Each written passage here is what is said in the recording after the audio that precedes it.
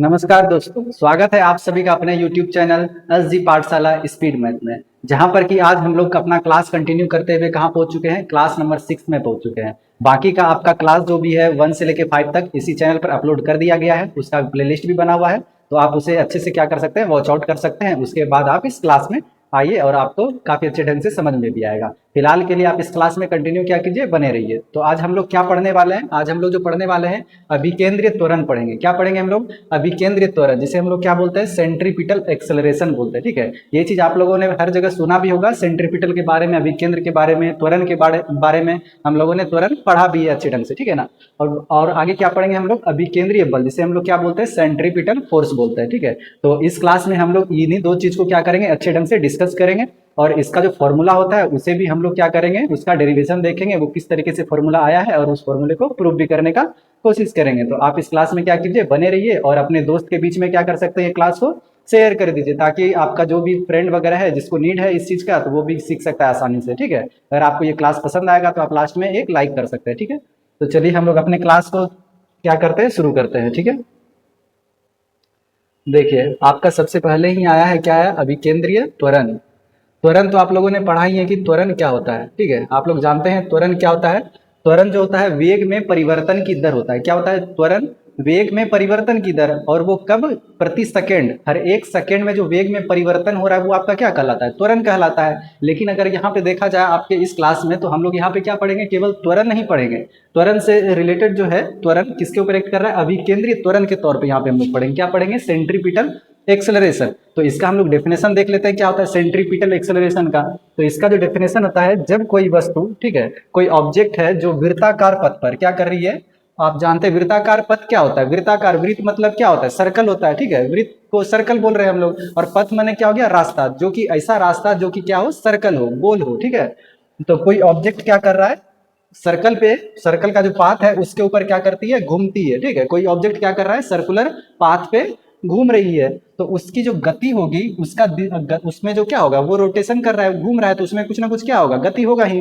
ठीक है, वो बिना गति का तो नहीं घूम सकता है, उसके अंदर क्या होगा, गति होगा, तब वो घूम रहा है। और घूमने के साथ क्या करेगा, वो लगातार अपना जो है डायरेक्शन बदलता रहेगा। यहाँ पे क्या करेगा, वो अपना हर एक समय डायरेक्शन क्या करेगा, बदलता रहेगा। और सर्कुलर पाथ पे अगर कोई भी ऑब्जेक्ट अगर रोटेशन करके घूम रहा होता है, तो उसका जो फोर्स किधर लग रहा होता है, अंदर की ओर फोर्स लग रहा होता है। किधर फोर्स लग रहा होता है, अंदर की तरफ फोर्स लगता है। ठीक है, जैसे कि देखिए आपका ये क्या है, एक सर्कुलर मोशन, सर्कल, ये आपका सर्कल है। ठीक है ना, सर्कुलर पाथ है, इसके ऊपर क्या कर रहा है, कोई ऑब्जेक्ट रोटेशन कर रहा है। क्या कर रहा है, रोटेशन कर रहा है। ठीक है, माने कि वो रोटेशन करते हुए यहाँ पर पहुंच गया, तो आप देख सकते हैं रोटेशन करते हुए यहाँ पहुंच गया, लेकिन अगर इसका फोर्स अंदर की तरफ नहीं लग रहा होता, ठीक है, फोर्स अंदर की तरफ नहीं लग रहा होता, तो ये ऑब्जेक्ट यहाँ आते ही वो क्या करता, अपना डायरेक्शन के साथ यहाँ पॉइंट पे आने के बाद क्या होता, वो सीधे आगे की ओर निकल जाता। लेकिन यहाँ पे जो किसी चीज से क्या है, बंधा हुआ है, ठीक है, उसका अंदर की तरफ फोर्स लग रहा है, तो ये अपना यहाँ आते ही अपना क्या कर रहा है, वो डायरेक्शन चेंज कर दे रहा है। ठीक है, क्या कर रहा है, अपना डायरेक्शन चेंज कर दे रहा है। तो इस पॉइंट पे आते ही उसका क्या हो जाएगा, डायरेक्शन इधर हो जाएगा। ठीक है, यहाँ पे आने के बाद क्या हो जाएगा, उसका डायरेक्शन इधर हो जाएगा। क्यों हो जाएगा?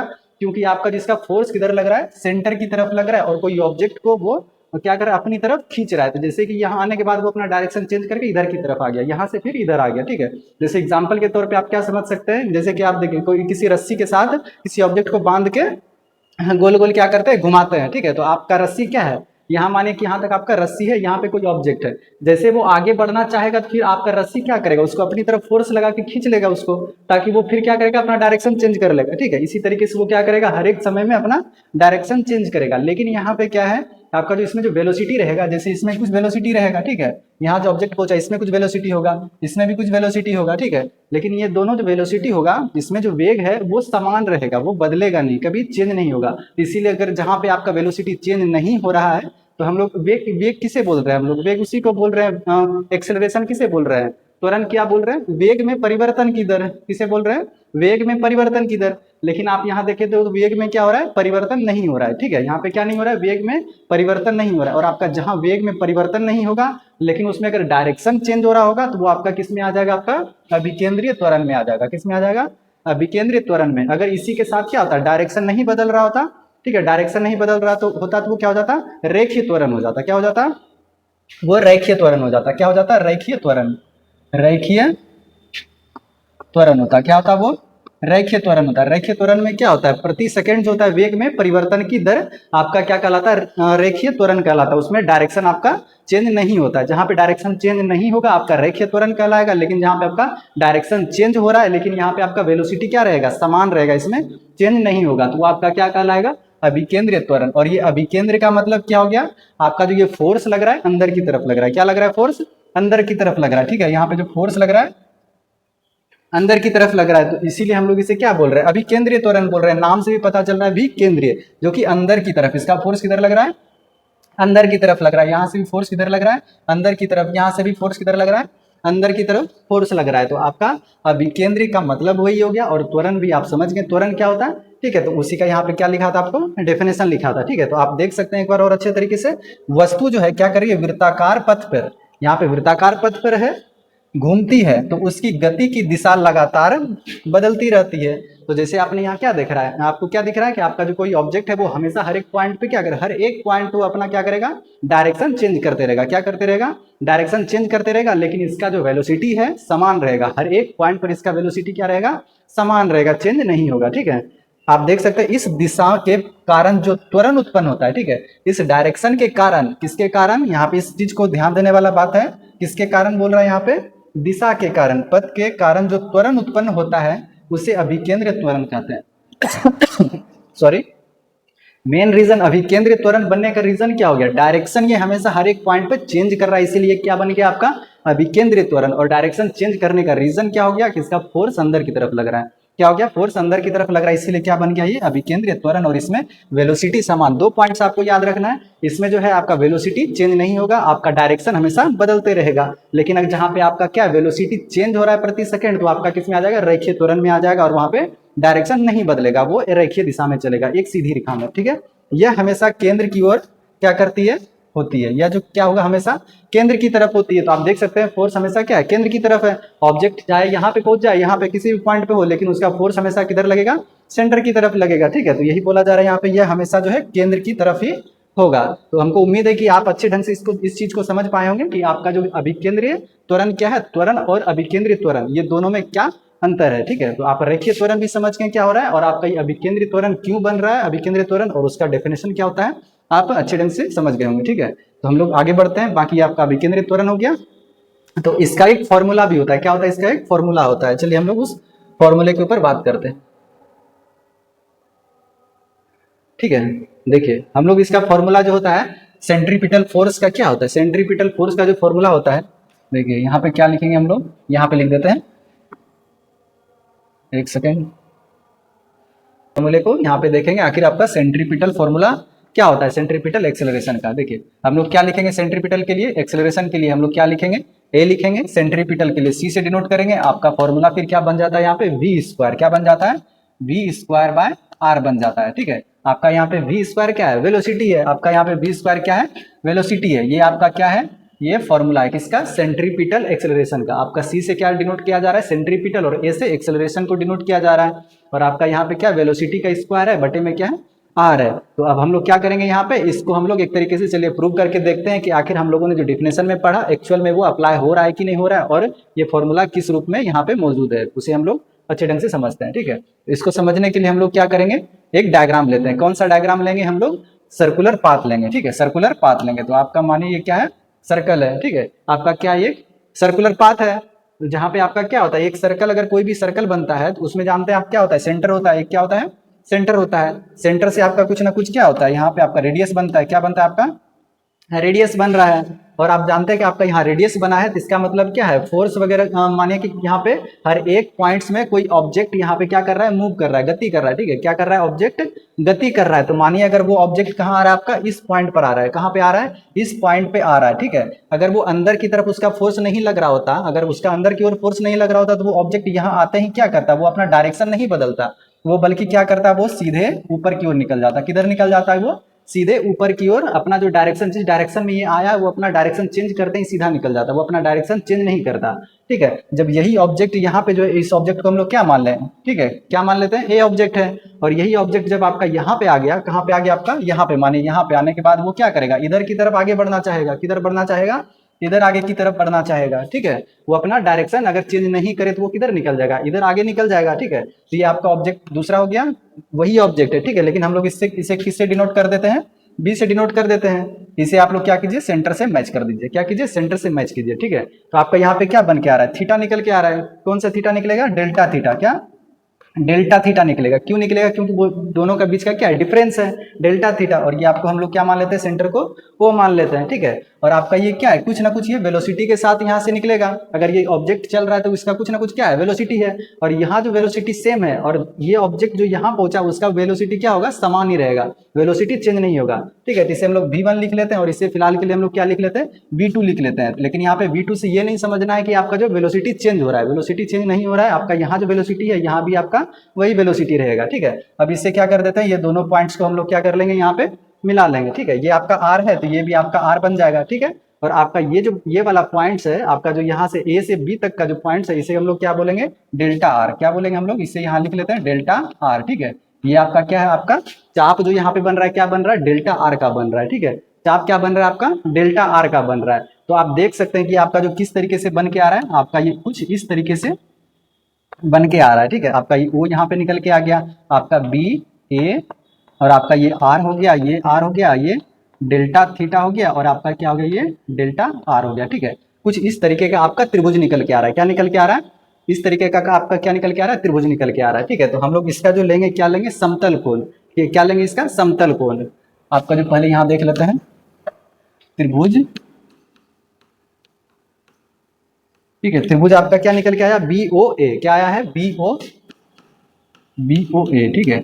और आप जानते हैं कि आपका कोई भी समतल पे अगर आपको कोण निकालना होता है, तो अगर कोई आपका क्या है, सरफेस पर, क्या ये 2D फिगर एक तरीके से है ना, कोई सरफेस जो है उसका हम लोग क्या निकालते हैं, समतल कोण निकालने के लिए क्या फॉर्मूला होता है, चाप बटे त्रिज्या होता है, समतल कोण, समतल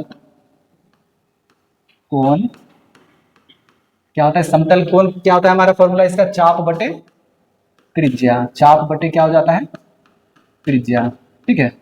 आपका क्या होता है, ये समतल कोण के लिए फॉर्मूला होता है। तो आपका ये समतल कोण क्या बन के आ रहा है, आपका यहाँ पे देखिएगा थीटा क्या बन रहा है, delta theta is equal to क्या बन रहा है, आपका चाप यहाँ पे कितना है, चाप आप देख सकते हैं क्या आपका डेल्टा आर है, क्या है, डेल्टा आर, और बटे में आपका त्रिज्या क्या है, आपका आर है त्रिज्या, ठीक है।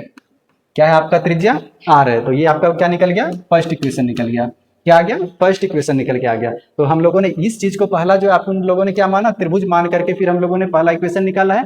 और आप यहाँ पे देख सकते हैं सेकंड जो हम लोग निकालेंगे, तो आप यहाँ भी देख सकते हैं ये ऑब्जेक्ट ए है, आपका ऑब्जेक्ट बी है, लेकिन ये ऑब्जेक्ट जो बाहर निकल रहा है कुछ ना कुछ वेलोसिटी के साथ निकल रहा है, और ये भी जो ऑब्जेक्ट है यहाँ से निकल रहा है, ये भी कुछ ना कुछ वेलोसिटी के साथ निकल रहा है। तो ये भी क्या कर रहा है, एक तरीके से एंगल क्रिएट कर रहा है ना, ये भी क्या कर रहा है, एक तरीके से एंगल क्रिएट कर रहा है। तो इसी चीज को हम लोग डायग्राम को क्या करते हैं, यहाँ पे लिख देते हैं, ठीक है। डायग्राम आप कुछ बनाइएगा तो कुछ इस तरीके से बनेगा, ठीक है। आपका ये जो पहला वाला क्या आ जाएगा, आपका ये ऑब्जेक्ट यहाँ ए है, वही ऑब्जेक्ट को हम लोग किस नाम से जान रहे हैं, बी से जान रहे हैं, ठीक है। उसी नाम को किस नाम से जान रहे हैं, बी से जान रहे हैं। आपका वेलोसिटी क्या हो जाएगा इसके लिए, v1, और इसका v2 हो जाएगा, ठीक है। आपका यहाँ पे ये क्या हो जाएगा, थीटा हो जाएगा, क्या हो जाएगा, ये आपका थीटा जो निकलेगा, क्या निकलेगा, थीटा आपका क्या निकलने वाला है, थीटा निकलेगा, थीटा नहीं, थीटा जो आपका होगा क्या होगा,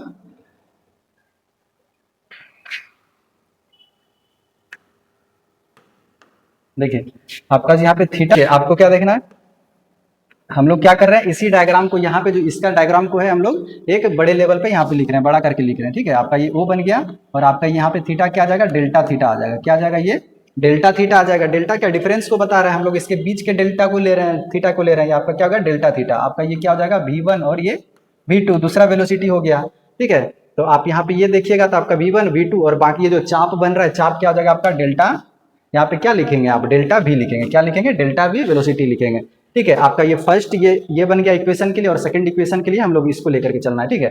इसके लिए भी आप क्या कीजिएगा, ये आपका त्रिभुज क्या बन गया, बी ओ ए बन गया। तो आप यहाँ भी देखिएगा दोनों बी ओ ए ही है, लेकिन हम लोग यहाँ पे किसी डिनोट करते हैं, डैश से कर देते हैं, ए को भी डैश कर देते हैं, ओ को भी डैश कर देते हैं, ठीक है। तो आपका यहाँ त्रिभुज क्या बन गया, कहाँ लिख लें, यहाँ लिख लेते हैं, ठीक है।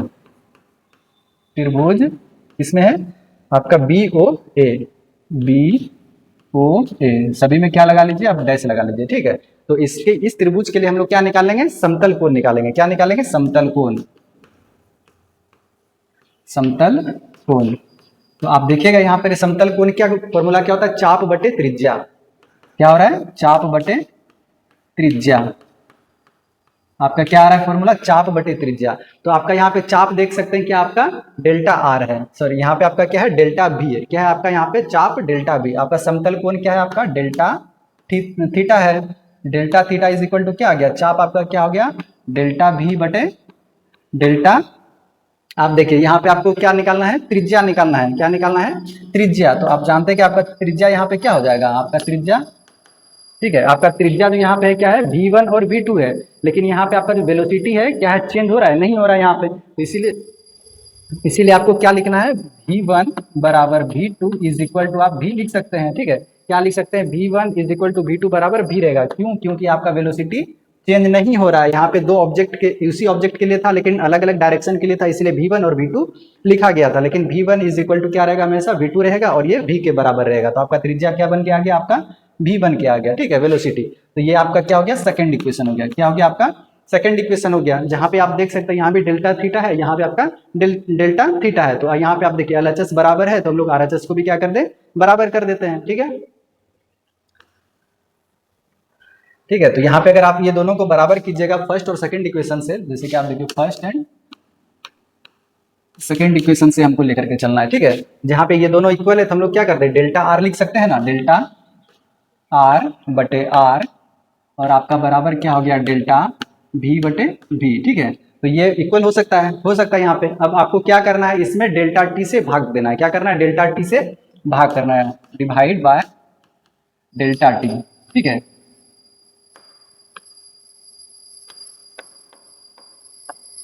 आपको किसे करना है, डेल्टा टी से डिवाइड करना है। किससे करना है आपको, डिवाइड डेल्टा टी से करना है। दोनों तरफ, दोनों तरफ आप क्या कीजिए, डेल्टा टी से डिवाइड कर दीजिए। तो आप यहाँ पे अगर डेल्टा टी है, चलिए करके देखते हैं, डेल्टा आर बटे डेल्टा टी यहाँ पे हो गया, और आपका यहाँ पे क्या है, आर है, क्या है, आर है, इज इक्वल टू डेल्टा भी बटे आप डेल्टा टी कीजिए और इंटू क्या कीजिए, भी कीजिए, ठीक है। तो आप यहाँ पे क्या देख सकते हैं, तो आप यहाँ पे देख सकते हैं डेल्टा आर बटे डेल्टा टी है। आर क्या है, एक तरीके से डिस्टेंस है, विस्थापन है, क्या है, विस्थापन बटे समय है, क्या है यहाँ पे आपका विस्थापन है और बटे समय। और आप जानते हैं कि विस्थापन बटे समय क्या बन जाता है, विस्थापन बटे समय किसका फॉर्मूला होता है, वेग का फॉर्मूला होता है। किसका फॉर्मूला होता है, वेग का फॉर्मूला होता है। तो वेग को हम क्या लिख सकते हैं, भी लिख सकते हैं, भी बटे आपका क्या आ गया, आर आ गया, ठीक है। और यहीं पे आप देखिएगा तो वेग है आपका यहाँ पे क्या, डेल्टा वी है, वेलोसिटी बटे टाइम, ठीक है। वेलोसिटी बटे टाइम आपका क्या हो जाता है, वेलोसिटी बटे टाइम बराबर एक्सेलरेशन होता है। क्या होता है, एक्सेलरेशन होता है। तो हम इसे ए लिख सकते हैं और बटे में क्या लिख सकते हैं, यहाँ पे एक्सेलरेशन, और नीचे में आपका क्या बच गया, वेलोसिटी बच गया, ठीक है। यहाँ पे क्या बच गया आपका, वेलोसिटी। तो आप यहाँ पे देखिएगा, अगर एक आप यहाँ पे क्या कीजिएगा, ए का वैल्यू निकालिएगा तो आपका क्या निकल जाएगा, ए का वैल्यू क्या निकल जाएगा, भी का आपस में क्या कीजिएगा, मल्टीप्लाई। तो आपका क्या निकल के आ जाएगा, भी स्क्वायर बाय आर, ठीक है। तो आप इसे क्या कीजिए, एक एक्सेलरेशन को सेंट्रीपिटल के तौर पे लिख लीजिए। किसमें लिखेंगे, सेंट्रीपिटल के रूप में लिखेंगे। तो आप देख सकते हैं कि आपका जो सेंट्रीपिटल एक्सेलरेशन है उसका मान क्या आ गया, भी स्क्वायर बाय आर आ गया, ठीक है। तो आप देख सकते हैं आपका क्या हो गया, ये जो हम लोगों ने यहाँ पे फॉर्मूला लिखा है क्या हो गया है, वो भी यहाँ पे प्रूव हो गया है। तो इस इतना बड़ा आपका क्या होता है, इसका डिटेल्स डेरिवेशन होता है। तो आपको केवल उतना ये चीज याद नहीं रखना है कैसे आया, केवल हमने क्या क्या आपको समझा दिया। बाकी आपको क्या याद रखना है, acceleration, centripetal acceleration is equal to V square by R याद रखना है। बस आपको इतना याद रखना है, ठीक है। कुछ ज्यादा टफ नहीं है, केवल एक दो पॉइंट्स आपको फॉर्मूला याद रखना पड़ेगा। यहाँ तक क्लियर हो गया आप लोगों को। तो हम लोग क्या करते हैं, अपने नेक्स्ट स्लाइड में बढ़ते हैं, ठीक है।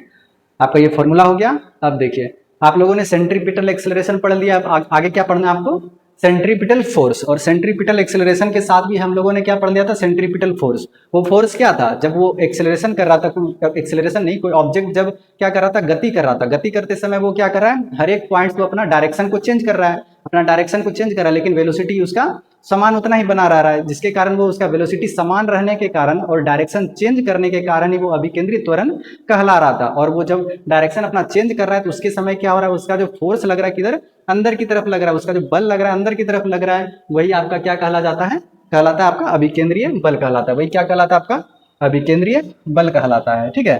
तो आप अभिकेंद्रीय बल के लिए भी आप एक फॉर्मूला याद रख सकते हैं, ठीक है। अभिकेंद्रीय बल के लिए क्या हो जाएगा, जैसे कि हम लोगों ने बल के बारे में पढ़ा है, बल का फॉर्मूला क्या होता है, F इज इक्वल टू, ठीक है, दिख रहा है आप लोगों को, साइज बड़ा कर लेते हैं। देखिए F इज इक्वल टू क्या होता है, F is equal to m a होता है, होता है ना, up is equal to M A होता है। तो जहाँ पे कि आप ए की जगह पे क्या कीजिएगा, आप ए का वैल्यू रखिए, किसका, एक्सेलरेशन, एक्सेलरेशन नहीं, सेंट्रीपिटल एक्सेलरेशन का मान रखिए। ठीक है, सेंट्रीपिटल एक्सेलरेशन का मान क्या था आप लोगों ने, जो अभी हम लोगों ने निकाला है सेंट्रीपिटल एक्सेलरेशन का वी स्क्वायर बाय आर निकाला है। क्या निकाला है, हम लोगों ने पढ़ा क्या होता है सेंट्रीपिटल एक्सेलरेशन का formula V square by R होता है। हम लोग यहाँ पे क्या करेंगे, ए की जगह पे क्या रखेंगे, एक्सेलरेशन के लिए सेंट्रीपिटल एक्सेलरेशन रखेंगे। ठीक है, और सेंट्रीपिटल एक्सेलरेशन का क्या वैल्यू है, वी स्क्वायर बाय आर। तो आपका ये अप इज इक्वल टू आपका ये बन के आ गया, क्या आ गया आपका, अप इज इक्वल टू ये फॉर्मूला बन के आ गया। ठीक है, यहाँ पे लिख लीजिए अच्छे से, आप up is equal to V square by R. ठीक है, वी स्क्वायर बाय आर, ये आपका क्या आ गया, सेंट्रीपिटल फोर्स का आ गया फॉर्मूला। ठीक है, सेंट्रीपिटल फोर्स का ये फॉर्मूला हो गया, और सेंट्रीपिटल एक्सेलरेशन का वी स्क्वायर बाय आर ये फॉर्मूला हो गया। ठीक है, समझ में आ गया। वो जो अंदर की तरफ फोर्स लग रहा है वही आपका अभिकेंद्रीय बल कहलाया, और आपका जो एक्सेलरेशन क्या कर रहा है, आपका वेलोसिटी चेंज नहीं हो रहा है, केवल उसका डायरेक्शन बदल रहा है, तो वो क्या कहलाएगा, अभिकेंद्रीय त्वरण कहलाया आपका। ठीक है, यहाँ तक समझ में आ गया है। और वही चीज लिखा गया, देखिए यहाँ पे, वृत्तीय गति में वस्तु को केंद्र की ओर, वृत्तीय गति कर रहा था ऑब्जेक्ट,